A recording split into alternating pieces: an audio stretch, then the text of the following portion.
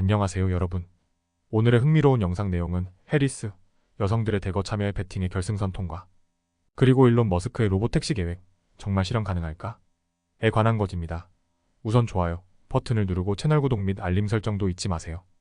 여러분의 관심과 지지가 저희에게 큰 힘이 됩니다. 첫 영상은 카말라 해리스 부통령의 선거 전략과 여성 유권자들의 중요성에 대해 이야기해보겠습니다. 카말라 해리스 부통령은 이번 대선에서 여성 유권자들의 지지를 확보하는 것을 목표로 하고 있습니다. 특히 낙태권을 핵심 이슈로 삼아 여성들에게 강하게 어필하고 있는데요. 그녀의 선거 전략은 도널드 트럼프 전 대통령과의 치열한 경쟁 속에서 차별화를 두기 위함입니다.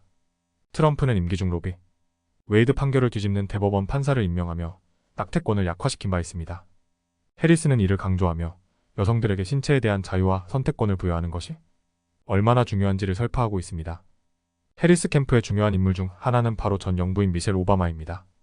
평소 선거 운동을 자주 하지 않는 오바마 전 영부인은 이번 선거에 적극적으로 참여하며 낙태와 여성 건강 문제를 중심으로 감정적인 호소를 이어가고 있습니다. 그녀는 미시간에서 있었던 연설에서 여성의 생식, 건강 관리가 제약받을 때의 위험성을 경고하며 남성들에게 여성의 삶을 진지하게 받아들이라고 촉구했습니다. 오바마 전 영부인은 이어서 펜실베이니아에서도 투표를 독려할 예정입니다. 해리스의 선거 전략팀은 여성, 특히 젊고 대학 교육을 받은 교회 거주 여성 유권자들이 해리스의 당선에 큰 역할을 할 것으로 예상하고 있습니다. 낙태에 대한 트럼프의 과거 발언을 바탕으로 해리스 지지층은 일부 트럼프 지지 여성들을 변화시키는 데 성공했다고 분석하고 있습니다. 퓨 리서치 센터의 조사에 따르면 지난 2016년 힐러리 클린턴 후보는 여성 유권자들 사이에서 트럼프를 15%포인트 차이로 앞섰는데요. 2022년 로비, 웨이드 판결을 뒤집은 도브스 판결 이후 여성 유권자들의 낙태권에 대한 관심이 크게 증가하며 이는 민주당의 든든한 지지 기반으로 자리 잡았습니다. 트럼프는 낙태에 대해 전국적인 금지를 지지하지 않는다는 입장을 표명하며 돌봄을 제공하는 사람들을 위한 세금, 감면 등의 정책을 제안하며 여성들에게 다가가고자 노력하고 있습니다. 또한 여성의 안전을 강조하며 자신이 여성을 보호할 것이라고 주장하는데요. 트럼프는 최근 인터뷰에서 자신이 여성 보호자임을 강조하면서도 여성을 보호하는 접근에 대해 비판적인 여론을 받고 있습니다. 이에 대해 해리스는 트럼프가 여성의 신체에 대한 자율성을 존중하지 않는다고 강하게 반박했습니다. 피닉스에서 해리스는 사람들이 본인에 대해 말할 때 그 말을 들어야 한다며 트럼프의 여성 인권에 대한 발언을 비판했습니다. 해리스 캠프는 여론조사와 데이터를 통해 여성 유권자들의 의견을 면밀히 분석하고 있으며 여성의 선택권에 대한 자유를 민주주의와 연결하여 설명합니다.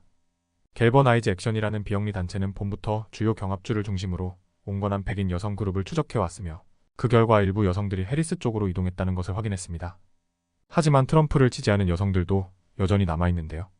월스트리트 저널의 여론조사에 따르면 트럼프 지지자의 33%는 낙태가 일부 제한 없이 합법적이길 원하지만 여전히 62%는 특정 예외를 제외하고는 불법화되기를 바란다고 응답했습니다. 반면 해리스 지지자들은 92%가 낙태의 합법화를 지지하고 있는 것으로 나타났습니다. 해리스의 지지자들은 개인적인 경험을 통해 낙태권의 중요성을 강조하고 있습니다. 한 예로 애리조나에 사는 21세 대학생 델라니 턴스톨은 과거 낙태 경험을 이야기하며 해리스 지지의 이유를 설명했습니다. 그녀는 만약 그 선택권이 없었다면 내 인생이 완전히 달라졌을 것이라고 밝히며 해리스의 낙태권 지지에 공감한다고 했습니다. 카말라 해리스 부통령과 도널드 트럼프 전 대통령의 대선은 여성 유권자들의 지지를 두고 치열하게 전개되고 있습니다. 여성의 신체에 대한 자율성과 낙태권은 이번 선거에서 중요한 이슈로 떠오르고 있으며 해리스 캠프는 이를 중심으로 지지층을 확대하려 하고 있습니다. 다음 영상은 일론 머스크의 로봇택시 계획에 대해 이야기해보겠습니다. 테슬라는 2026년까지 완전한 자율주행 로봇택시를 상용화하는 것을 목표로 하고 있지만 이 목표가 실현 가능할지에 대해 업계 전문가들 사이에서 회의적인 의견이 많습니다. 왜 그런지 자세히 살펴보겠습니다. 머스크의 로봇택시 계획은 엔드-투-엔드 AI라고 부르는 방식에 기반하고 있습니다. 간단히 말해 테슬라는 기존 차량의 영상 데이터를 통해 AI가 스스로 운전하는 법을 배우도록 하는데요. 현재 테슬라 소유자들이 운전하는 데이터를 수집해 이 정보를 슈퍼컴퓨터에서 AI가 분석하고 학습하는 방식입니다. 이 데이터 기반 학습을 통해 테슬라는 완전한 자율주행을 달성하려고 합니다. 하지만 이는 자율주행 업계의 주요 경쟁사들과는 다른 접근 방식입니다. 대표적인 자율주행 선도업체인 웨이모는 운전자를 포함해 고해상도 카메라, 레이더, 라이다 등 다양한 센서를 활용해 자동차가 주변 환경을 더 자세히 인식하도록 설계하고 있습니다. 웨이모의 접근 방식은 인공지능과 인간 엔지니어의 협력으로 진행되며 특정한 운전 과제들을 해결해 나가면서 자율주행 시스템을 점진적으로 개선해가는 방식입니다. 테슬라의 로보택시 계획에는 몇 가지 큰 도전 과제가 있습니다. 머스크는 2026년까지 완전 자율주행 시스템을 구현하고 2027년부터 대량 생산을 시작할 것이라고 자신감을 보였습니다. 하지만 이 접근 방식의 자율주행을 상용화하기에는 아직 기술적 한계가 있다는 지적이 많습니다. 예를 들어 테슬라의 AI 시스템은 모방학습 방식을 채택하고 있어 운전자들이 실제로 운전하는 방식과 습관을 모방합니다. 하지만 이 방식은 예측하지 못한 상황이나 기존 데이터에서 벗어난 조건에서 실패할 가능성이 큽니다. 예를 들어 악천후나 복잡한 교차로와 같은 상황에서는 시스템이 충분히 정확한 반응을 보이지 못할 수 있습니다.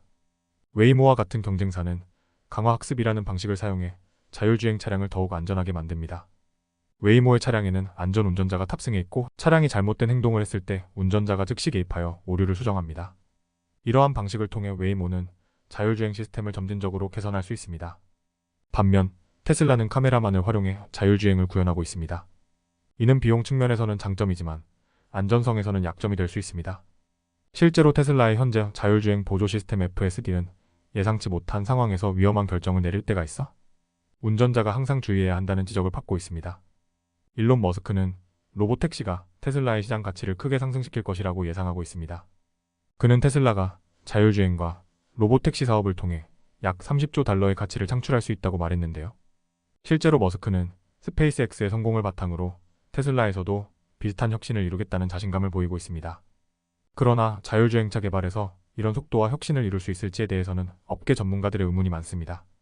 테슬라의 자율주행 기술에 대해 일부 투자자들은 여전히 낙관적입니다. 예를 들어 ARK 인베스트 다샤 키니는 테슬라의 로보택시 전략이 회사 가치를 크게 높일 수 있다고 평가합니다. 그녀는 2029년까지 로보택시가 테슬라 매출의 60%를 차지하고 기업 가치의 90%를 구성할 것이라고 예측하고 있습니다. 그러나 일부 전문가들은 테슬라의 AI 시스템이 완전 자율주행에 도달하기 위해서는 기술의 근본적인 발전이 더 필요하다고 주장합니다. 특히 테슬라의 블랙박스 형태의 AI 시스템은 그 작동 원리나 문제 발생 시 해결 방법이 불명확해 개발에 큰 난관으로 작용할 수 있습니다. 결론적으로 테슬라의 자율주행 로보택시 프로젝트는 혁신적이지만 여러 도전 과제를 안고 있습니다. 테슬라의 카메라 기반 접근 방식은 웨이모와 같은 다른 회사들이 채택한 다중 센서 방식에 비해 상대적으로 불완전할 수 있습니다.